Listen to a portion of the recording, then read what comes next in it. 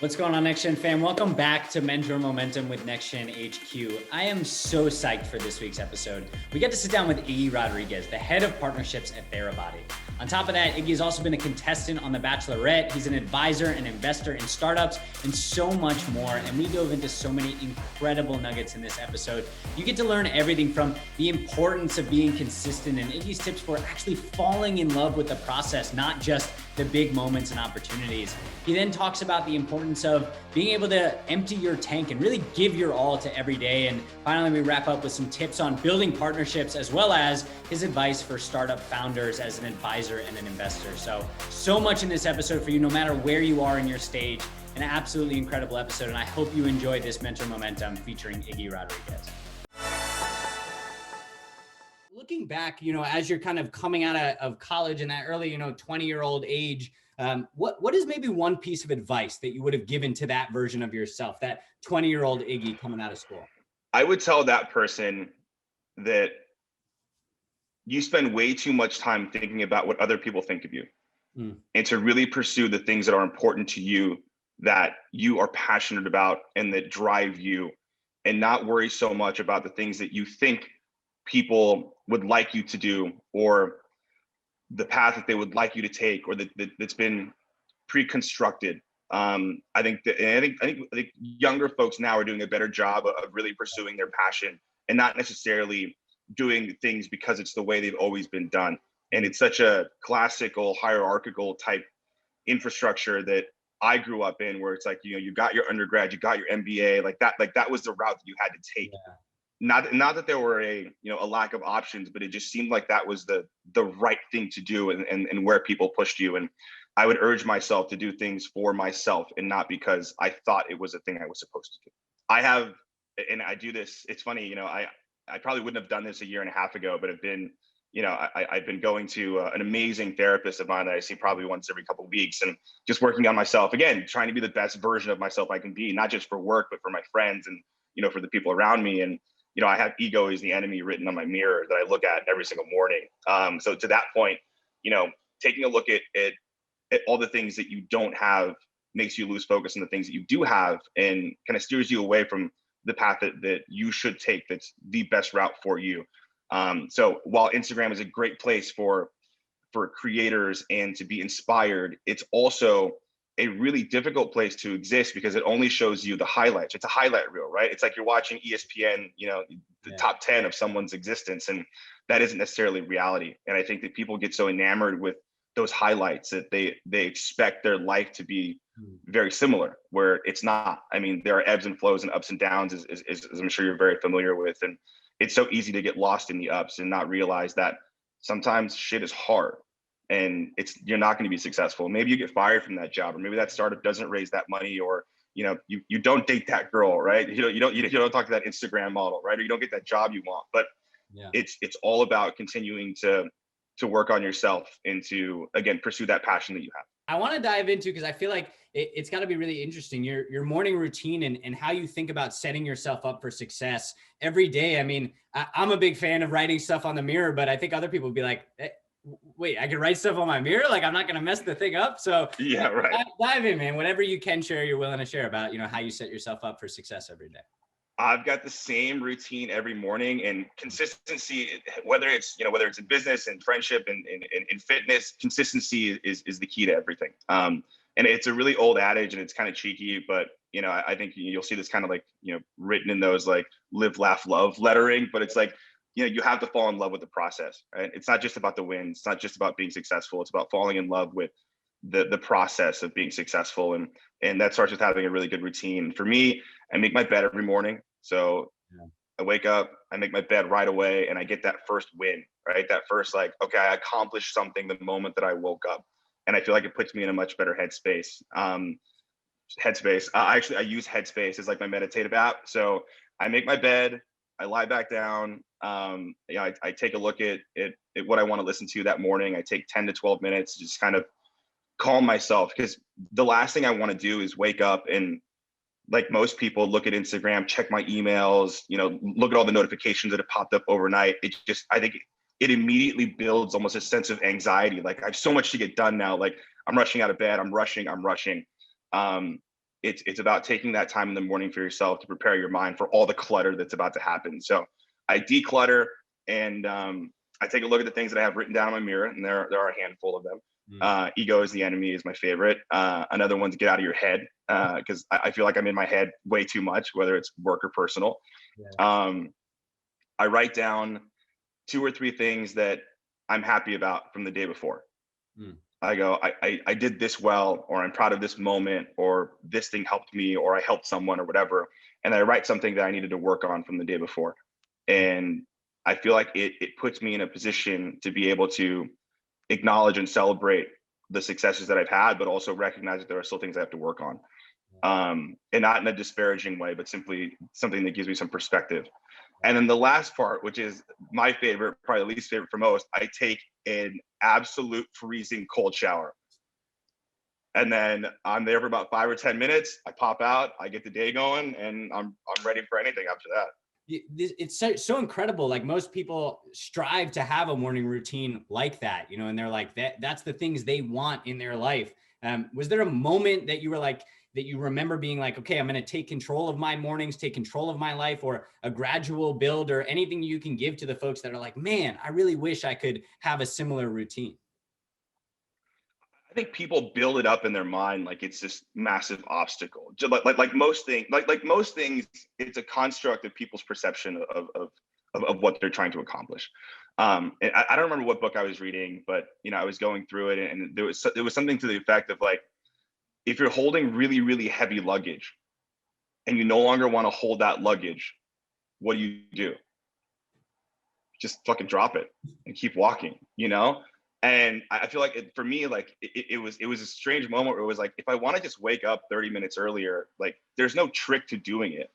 And I think people so frequently try and find the trick or the shortcut or the way to get there more quickly or maybe more easily, right? How do I do this more easily? There's no fucking trick, man. Like there's no easy route. It's, if I want to wake up 30 minutes earlier, get my ass to bed 30 minutes before I usually do, or don't have that cup of coffee, or don't go out and have that drink. Like, be responsible for your actions. And it's really not as hard as people think. It's just a matter of discipline.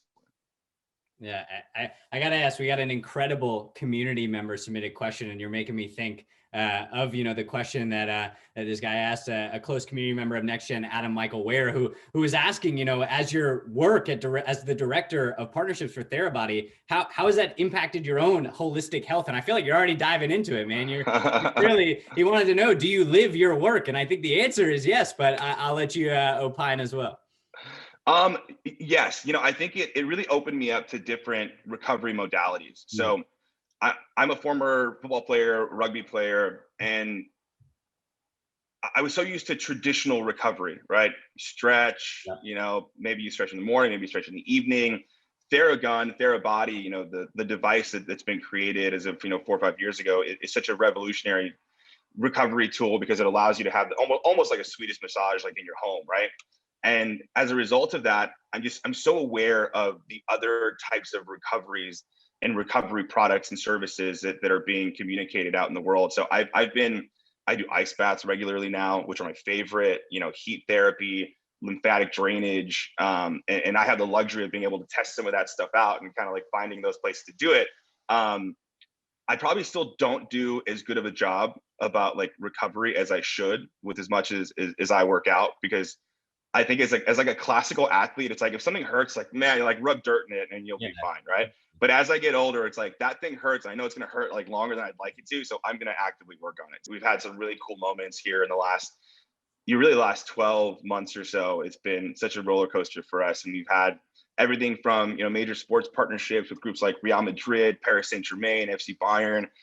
We'll have a bunch of domestic sports partnerships, retail partnerships, and it's been, you know, the at-home health and fitness community is just, that space is, I mean, you're wearing a Whoop, right? Like that space is blown up in the last 12 months. One thing that, you know, I would be super helpful to learn about is how you think about building these incredible partnerships. You're building partnerships with like some of the biggest brands in the world, you know, obviously for any of the soccer fans in the world. You just referenced 3 of the biggest teams out there. So what are you thinking about when you're coming into the room and you know, talking to them? And is there anything that goes through your mind when you're thinking about these large, incredible partnerships that you're forming? And again, I think this might sound a little cheeky as well, but it's about leading with authenticity and sincerity. Like our goal, very much like Nike's mantra, is if you have a body, you're an athlete. You know, we believe that if you have a body, you can benefit from percussive therapy, but going to sleep better, waking up easier, being more mobile, like being able to play with your kids and not having your back hurt, or being able to go for that walk if you're the 65-year-old lady who takes a walk around the block. And I reference that because that's my mom. Like how do we impact more than just your elite athlete? And we obviously partner with sports teams to be able to distribute that message and tell that story through sort of these these idols that people have. But we lead with education, authenticity, really the efficacy of our devices and how it impacts people. And it's about partnering with brands that see the value in our brand and what we do for a community, and who we are is not just a business, but a group of people that represent that business. And if they find the value in us, then, and they find the value in our mission, then they're the right partner. And it doesn't have to be, Paris Saint-Germain. It can be, youth football club in downtown LA. And like, to be very, very honest, like we give a shit about them too. Like we really do care. And I think that's the thing that I really respect and appreciate about this team and business, maybe more than any other group I've ever been with, is there is a real sense of caring about what we're doing. Like we really do feel like we have an opportunity to change the world right now. And we're trying to do that as authentically and genuinely as possible. Find partners that believe in your mission. It's not always about the biggest, the best. It's about finding partners that believe in you and that are willing to be true partners, and not just slap a logo next to theirs and say, hey, we're a partner now, but that actually add value in an area that you're looking to add value, and that believe in you and believe the business and believe in the purpose. And that's the start of a good partnership, because you can build off that. You can't really build off, hey, here's my logo next to your logo. That's not a partnership. It's not a relationship. Is there a time in your life where, you made a mistake along your career and your personal life that you've learned from, that our people can now avoid from hearing your story? Overreaching in any area of your life, whether it's living outside your means, whether it's taking on more responsibility than you're prepared for, whether it's overpromising. Overreaching it's such an attractive thing to be able to say, I can do this, or accept the responsibility, because you want to do that, right? And it's not that you maybe don't have the ability to, or the desire to, but you're not prepared necessarily. And you have to be able, and again, another kind of cheeky old man, response, but you've got to be able to follow before you can lead. And, you have to be able to learn before you're able to teach. And I think so many people are looking to get to where they're going so much more quickly than is not possible, but is sort of generally expected, right? Again, you talk about entrepreneurship being sexy. That's the highlight reel. Like the Bentley they purchased is the highlight reel, right? Like you didn't see them living on their friend's couch for 12 months when nobody would help them fundraise, like you only see the highlights. So I would say that overreaching, living outside your means, working outside your means is the number one way to prevent yourself from being successful. This is an absolute marathon. Everything is. Like, I don't know where I'm going to be in 3 years, 5 years.